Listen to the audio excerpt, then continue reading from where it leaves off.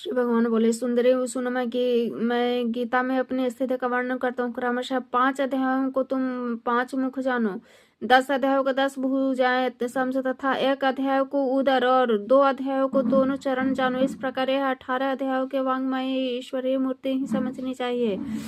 यह ज्ञान मात्र से महान पातकों का नाश करने वाला है। जो उत्तम बुद्धि वाला पुरुष गीता के एक या आधे अध्याय का अथवा 1 अध्याय या चौथाई श्लोक का भी प्रतिदिन अभ्यास करता है, वह सुशर्मा के समान मुक्त हो जाता है। श्री लक्ष्मी देवी ने पूछा है, देव, सुशर्मा कौन था, किस जाति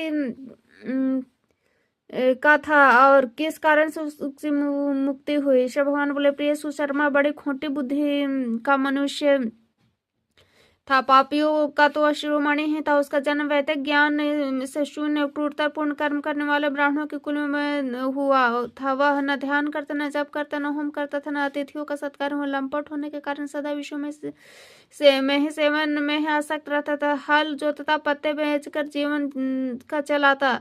उसे मदिरा पीने का व्यसन तथा मांस भी खाया करता था। इस प्रकार उसने अपने जीवन का दीर्घ काल व्यतीत कर दिया। एक दिन मूढ़ बुद्धि सुशर्मा पत्ता लाने के लिए किसी ऋषि के वाटिका में घूम रहे थे। इसी बीच काल रूपी धारी काले सांप ने उसे डस लिया। सुशर्मा की मृत्यु हुई तथा अंतर वह अनेक नरकों में जा वहां के यातनाएं भोगकर मृत्यु लोक में लौट आया। वहां बोझ ढोने वाला बैल हुआ। उस समय किसी पंगु ने अपने जीवन को आराम से व्यतीत करने के लिए उसे खरीद लिया। बैल ने अपनी पीठ पर पंगु का भार ढोते हुए बड़े कष्ट से 7-8 वर्ष बिताए। एक दिन पंगु ने किसी ऊंचे स्थान पर बहुत देर तक बड़ी तेजी से के साथ उस बैल को घुमाया।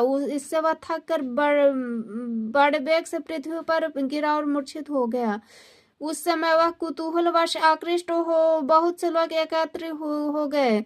उस जन समुदाय में किसी पुण्यात्मा व्यक्ति ने उस बैल का कल्याण के लिए उसे अपना पुण्य दान किया। तत्पश्चात कुछ दूसरे लोगों ने भी अपने अपने पुण्य को याद करके उन्हें उसके लिए दान किया। उस भीड़ में एक वैश्या भी खड़ी थी। उसे अपने पुण्य का पता नहीं था, तो भी उसने लोगों की देखा देखी उस बैल के लिए कुछ त्याग किया। तदंतर यमराज के दूत उस मरे हुए प्राणी को पहले यमपुरी में ले गए। वहां यह विचार करके यह वेश्या के दिए हुए पुण्यों से